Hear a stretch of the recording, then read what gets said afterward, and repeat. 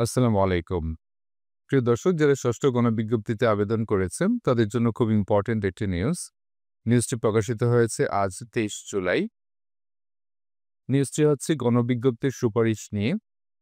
ষষ্ঠ গণবিজ্ঞপ্তির সুপারিশ নিয়ে যা জানালেন এনটিআরসি চেয়ারম্যান।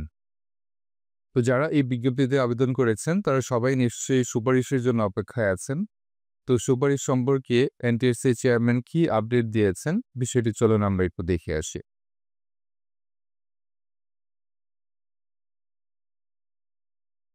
ষষ্ঠ গণবিজ্ঞপ্তির সুপারিশ নিয়ে আমরা কাজ করছি, তবে এতে আরও কিছুদিন সময় লাগবে।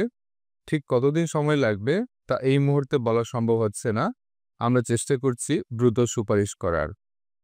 তার মানে কতদিন সময় লাগবে এটা কিন্তু ক্লিয়ারলি এখনও বোঝা যাচ্ছে না।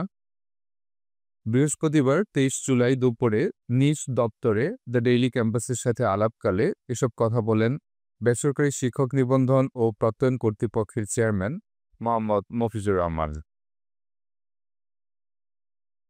এনটিআরসি-এর একটি সূত্র জানিয়েছে, ১৮তম নিবন্ধনের অনেক প্রার্থীর সনদে ভুল ছিল।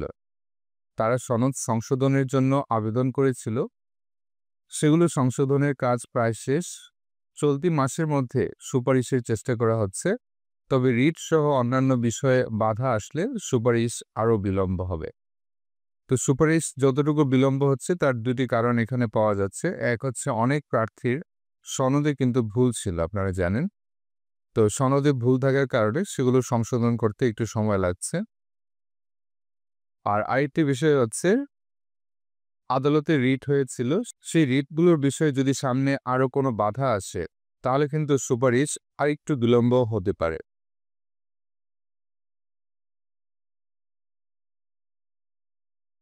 নাম অপ্রকাশিত রাখার শর্তে এনটিআরসি-এর এক কর্মকর্তা বলেন, জুলাই মাসের মধ্যে প্রার্থীদের সুপারিশের চিন্তাভাবনা করা হচ্ছে। তার মানে জুলাই মাসের আর অল্প কয়েকদিন মাত্র বাকি আছে। এর মধ্যেই সুপারিশের চিন্তাভাবনা আছে এনটিআরসি কর্তৃপক্ষের।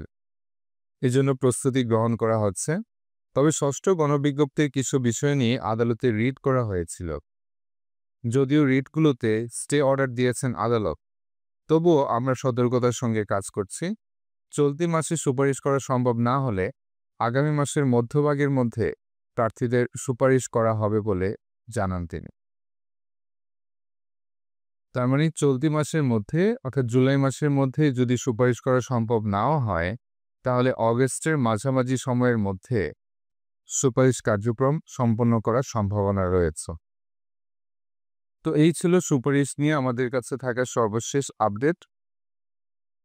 এই বিষয়ে নতুন কোনো আপডেট আসলে আমরা সাথে সাথে আপনাদেরকে জানানোর চেষ্টা করব। সেজন্য অবশ্যই আমাদের চ্যানেলের সাথে সংযুক্ত থাকবেন। কেউ যদি চ্যানেলটি এখনও সাবস্ক্রাইব করে না থাকেন তাহলে চ্যানেলটি সাবস্ক্রাইব করার জন্য রিকোয়েস্ট করা যাচ্ছে। তাহলে আজকের মতো বিদায় নিচ্ছি। ধন্যবাদ সবাইকে।